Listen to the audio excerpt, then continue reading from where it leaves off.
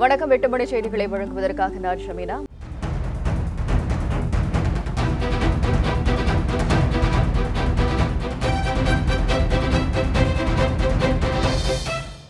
சரக்கு சேவை வரி விதிப்பு வரும் 30ஆம் தேதி டெல்லியில் நடைபெறும் நிகழ்ச்சியில் முறைப்படி தொடங்கி வைக்கப்படும் என மத்திய நிதியமைச்சர் அருண் ஜேட்லி தெரிவித்துள்ளார். நாடு முழுவதும் இப்பொழுது உற்பத்தி வரி, நுழைவு வரி, விற்பனை வரி என பல வரியாக உள்ள வரி விதிப்பு முறைகளை மாற்றி சரக்கு சேவை வரி என்கிற ஒரே வரி விதிப்பு முறையை கொண்டுவர மத்திய மாநில அரசுகள் இணைந்து திட்டமிட்டுள்ளன. இந்த வரி விதிப்பு முறை வரும் ஜூலை 1ஆம் தேதியில் இருந்து நடைமுறைக்கு வரவுள்ளது. ஜூன் 30ஆம் தேதி இரவு டெல்லியில் நடைபெறும் நிகழ்ச்சியில் இது முறைப்படி தொடங்கப்படும் என மத்திய நிதியமைச்சர் அருண் ஜேட்லி தெரிவித்துள்ளார். அரசு நடத்தும் பரிசு சீட்டுகளுக்கு 12 விழுக்காடும், அரசு அங்கீகாரம் பெற்ற பரிசு சீட்டுகளுக்கு 28 விழுக்காடும் வரி விதிக்கப்படும் என்றும் அருண் ஜேட்லி அறிவித்துள்ளார். 2500 ரூபாய்க்கு மேல் 7500 ரூபாய்க்கு குறைவான கட்டணம் கொண்ட விடுதிகளுக்கு 18 விழுக்காடும், 7500 ரூபாய்க்கு மேல் கட்டணம் உள்ள விடுதிகளுக்கு 28 விழுக்காடும் வரி விதிக்கப்படும். குளிரூட்டப்பட்ட வசதி கொண்ட உணவகங்களுக்கு 18 விழுக்காடு வரி விதிக்கப்படும் என்று அவர் அறிவித்துள்ளார்.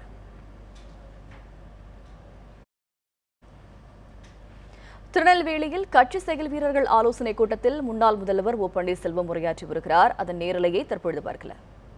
அம்மாவின் அரசா? இல்லை, அம்மாவின் அரசு இல்லை. மாண்புமிகு அம்மா அவர்கள் போட்ட திட்டங்கள் என்ன ஆயிற்று? மாண்புமிகு அம்மா அவர்கள் உலகத்தில் இருக்கின்ற உலக முதலீட்டாளெல்லாம் அழைத்து 2,42,00,000 ரூபாய்க்கு தொழில் முதலீட்டாளர்களை ஈர்த்து 96 புரிந்துணர்வு ஒப்பந்தங்கள் போட்டார்களே. எத்தனை தொழிற்சாலை இங்க வந்து கொண்டு வந்து சேர்த்திருக்காங்க. அவங்க அந்த நடவடிக்கை கைவிட்டாங்க. கியா என்ற மோட்டார் தொழிற்சாலை 7,000 கோடி ரூபாய் மதிப்பில் இங்கு நிறுவுவதற்கு வந்து அனைத்து பூர்வாங்க பணிகள்லாம் முடிக்கப்பட்டு அந்த மோட்டார் தொழிற்சாலை இவங்களுக்குள்ள நடந்த அந்த உள் பேரத்தினால் இன்றைக்கு ஆந்திரா மாநிலத்திற்கு சென்று 25,000 பேருக்கு வேலை தரப்படக்கூடிய அந்த கியா மோட்டார் தொழிற்சாலை இன்றைக்கு ஆந்திரா சென்று கொண்டு இருக்கிறது. மாண்புமிகு அம்மாவுடைய திட்டமான உன்னத திட்டம் அம்மா உணவகம். இன்றைக்கு அந்த அம்மா உணவகம் சரியாக இயங்கவில்லை. அங்கு அளிக்கப்படுகின்ற உணவு தரமானதாக இல்லை என்று பொதுமக்கள் குறை செல்கின்ற அளவுக்கு இன்றைக்கு போய்க் கொண்டிருக்கிறது. அம்மா குடிநீர் எங்கும் தாராளமாக கிடைப்பதில்லை. எந்த ஒரு பிரச்சனையாக வந்தாலும் அது அரசு பார்த்து தீர்ப்பதில்லை. அதுவாக தீர்ந்தால் தீர்க்குது, தீர்க்காமல் போனால் நமக்கு என்ன என்று ஆட்சியாளர்கள் ஜடமாக நின்று பார்த்து கொண்டிருக்கிறார்கள். இதுதான் இன்றைக்கு நடைபெற்றுக் கொண்டிருக்கின்ற எடப்பாடி அரசு. இவர் ஒரு பக்கம், இன்னொரு பக்கம் எப்படா வந்து நேர வரும், ஆட்சி கவுளும், நாம மீண்டும் ஆட்சியை பிடிக்கலான்னு ஸ்டாலின் பல்வேறு திட்டங்களை போட்டுக்கொண்டு இருக்கார். 2011 அப்படித்தான் அவர் பல்வேறு திட்டங்களை போட்டார். கலர் கலராக பேண்ட் போட்டார், சட்டை போட்டார், நடந்து வந்தார், ஓடி பார்த்தாரு, சைக்கிளில் வந்தார்,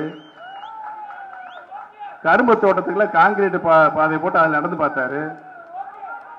இவைகள்லாம் மீறிதான் மாண்புமிகு அம்மா அவர்கள் 32 ஆண்டுகளுக்கு பின்னாலே ஆளுகின்ற கட்சி மீண்டும் ஆளுகின்ற உரிமையை பெற்ற ஒரே தலைவராக புரட்சி தலைவி மாண்புமிகு அம்மா 2016 மீண்டும் மகத்தான வெற்றி பெற்று நம்முடைய கழகத்தை ஆட்சி பீடத்தில் ஏற்றினார்கள்.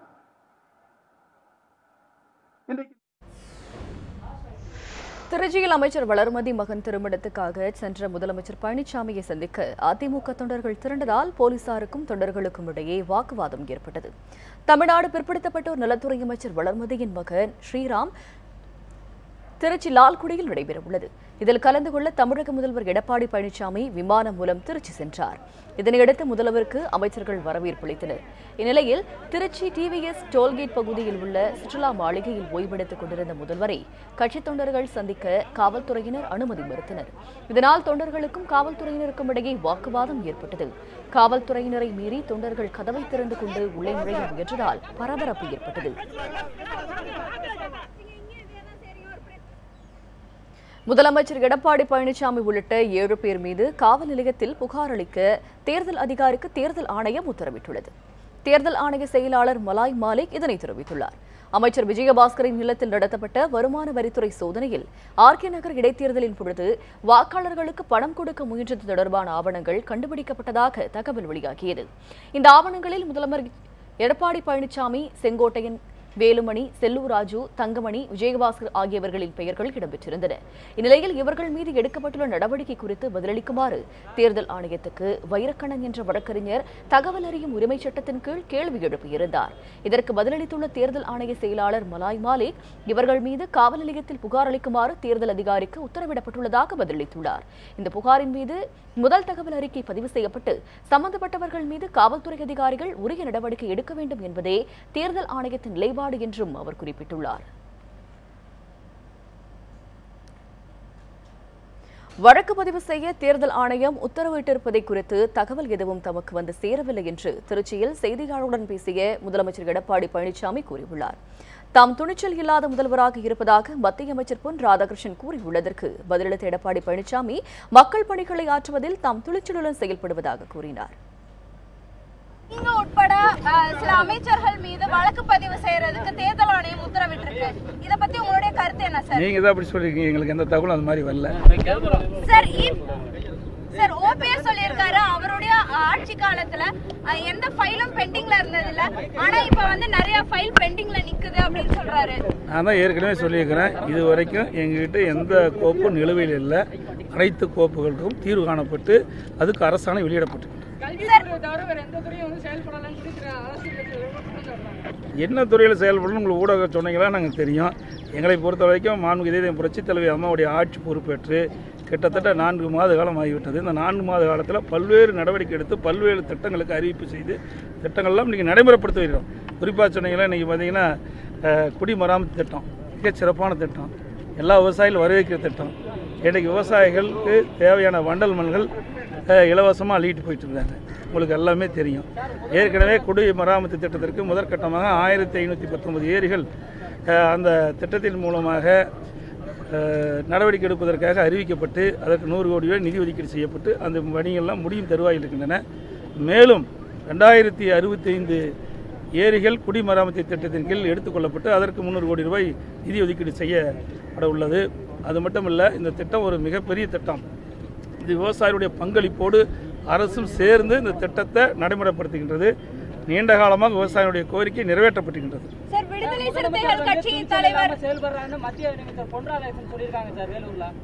என்னங்க முதலமைச்சர் வந்து துணிச்சல் இல்லாம செயல்பட்டு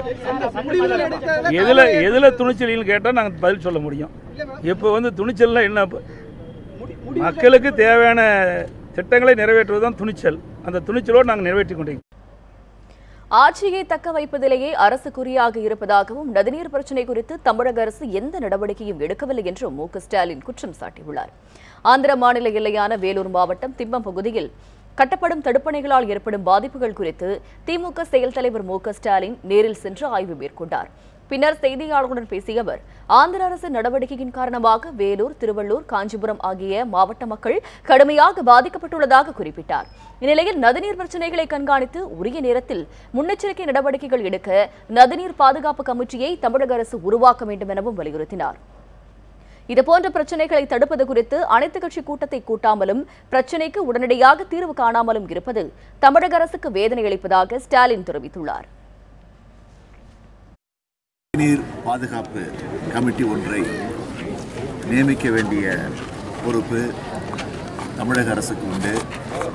எனவே அந்த பணியை உடனடியாக நிறைவேற்றி இது போன்ற ஒரு நிலையை தடுக்கக்கூடிய ஒரு சூழலை ஏற்படுத்த வேண்டும் என்று நான் இந்த நேரத்தில் கேட்டுக்கொள்ள கடமைப்பட்டிருக்கிறேன். பிரதமர் மோடி தலைமையிலான மத்திய அரசு எந்த ஆட்சியையும் டிஸ்மிஸ் செய்ய விரும்பவில்லை என மத்திய அமைச்சர் பொன் ராதாகிருஷ்ணன் கூறியுள்ளார். வேலூரில் நடைபெற்ற பாஜக அரசின் 3 ஆண்டுகள் சாதனைகளை விளக்க கூட்ட விழாவில் கலந்து கொண்ட அவர் பின்னர் செய்தியாளருடன் பேசும்பொழுது இவ்வாறு தெரிவித்தார். அதிமுக ஆட்சியை கலைக்க வேண்டும் என ஸ்டாலின் கூறியிருப்பது பற்றி செய்தியாளர்கள் கேட்டபொழுது அவரது திட்டம் நிறைவேறாது என்றார். தொடர்ந்து 3 ஆண்டுகள் அதிமுக ஆட்சி தொடர்ந்ததால் திமுக இல்லாமல் போகும் என ஸ்டாலின் கருதுவதாகவும் இதனால்தான் அதிமுக அரசு வேகமாகவும் திறமையாகவும் செயல்பட வேண்டும் என தான் கூறி வருவதாகவும் பொன் ராதாகிருஷ்ணன் தெரிவித்தார். பிரதமர் மோடி தலைமையிலான மத்திய அரசு எந்த ஆட்சியையும் டிஸ்மிஸ் செய்ய விரும்பவில்லை என்றும் அவர் கூறினார்.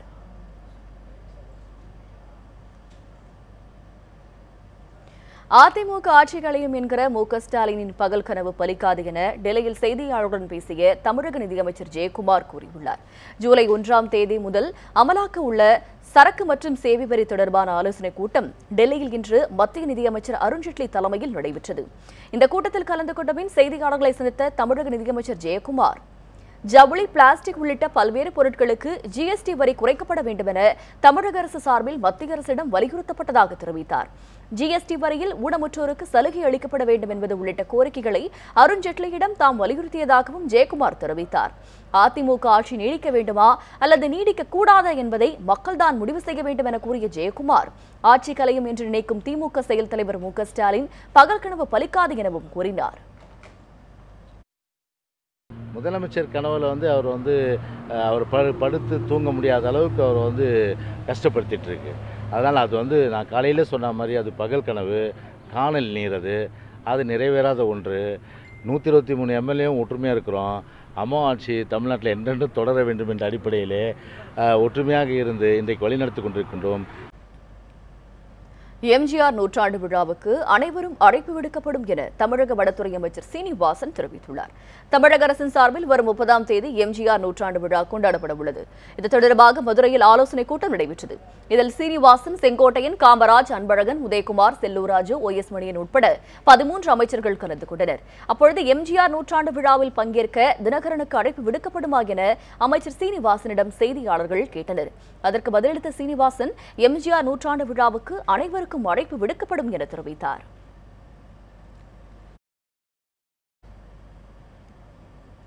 எல்லாத்துக்கும் ஓப்பன் டு ஆல், எல்லாத்துக்கும் ஓப்பனாகவே சொல்லி எல்லாத்தையும் வாங்கன்னு சொல்லியிருக்கிறோம்.